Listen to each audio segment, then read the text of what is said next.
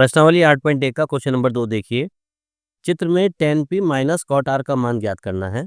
ये हमारा चित्र दे रखा है एक समकोण त्रिभुज P Q R, जहाँ पर Q है हमारा समकोण त्रिभुज, यानी कोण Q जो हमारा 90 डिग्री का दे रखा है। यहाँ लिखेंगे समकोण त्रिभुज P Q R में P Q का मान दे रखा है, P Q का मान दे रखा है हमारा 12 सेंटीमीटर, जबकि पी आर का मान दे रखा है हमारा 13 सेंटीमीटर।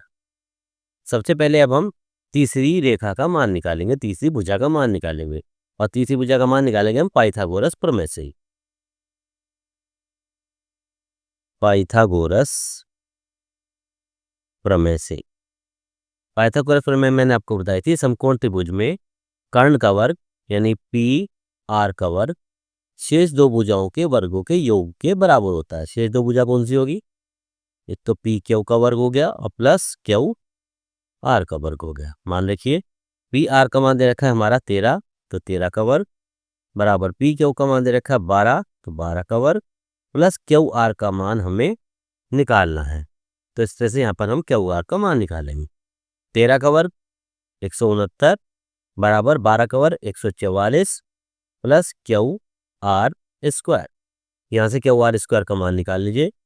इसको लिख सकते हैं क्यू आर स्क्वायर बराबर 169 माइनस 144, ये बचाता है हमारा 25। तो क्यू आर बराबर √25, और √25 किसका वर्गमूल होता है? ये होता है हमारा 5 का। तो क्यू आर का मान ये आ जाता है हमारा 5 सेंटीमीटर हंस की हमारी भुजा का मान आ जाता है। अब हमें समकोण त्रिभुज में तीनों भुजाओं का मान प्राप्त हो गया। अब पहले मान निकालेंगे tan p का, और फिर निकालेंगे cot r का, और फिर जो भी मान आ जाता है इन दोनों को आपस में माइनस कर देते हैं। तो चलिए निकालते हैं tan p का मान। tan p का मान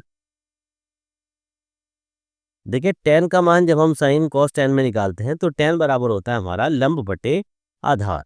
अब देखिए यहाँ पर p है हमारा, अब इसके आधार पे लंब हो जाएगा हमारा क्यू आर, और आधार हमारा कौन सा होगा? आधार होगा हमारा पी क्यू, यानी कि tan p का मान हो गया हमारा क्यू आर बटे पी क्यू, और क्यू आर का मान आया था हमारा 5, और आधार का मान आया था हमारा पी क्यू का मान इसका 12 आ जाता है। अब इस तरह से cot r का मान निकालेंगे।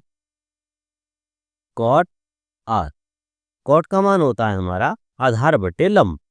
cot r का मान आधार बटे लंब, आधार है हमारा पी आर और लंब है हमारा पी क्यू, यानी कि ये हो जाता है हमारा क्यू आर बटे पी क्यू, और क्यू आर का मान था हमारा 5 और पी क्यू का मान था हमारा 12। ठीक है बच्चों, tan p का मान आ गया, cot r का मान आ गया। क्वेश्चन में कहा था हमें tan p minus cot r का मान ज्ञात करना है। क्या लिखेंगे? tan p minus cot r। देखिए tan p का मान था हमारा 5/12 माइनस cot r का मान था हमारा 5/12, तो ये कितना आ जाता है हमारा 0। तो इसका मतलब इसका आंसर आ जाता है हमारा 0। प्रश्नावली 8.1 का प्रश्न नंबर 2 पूरा हो जाता है।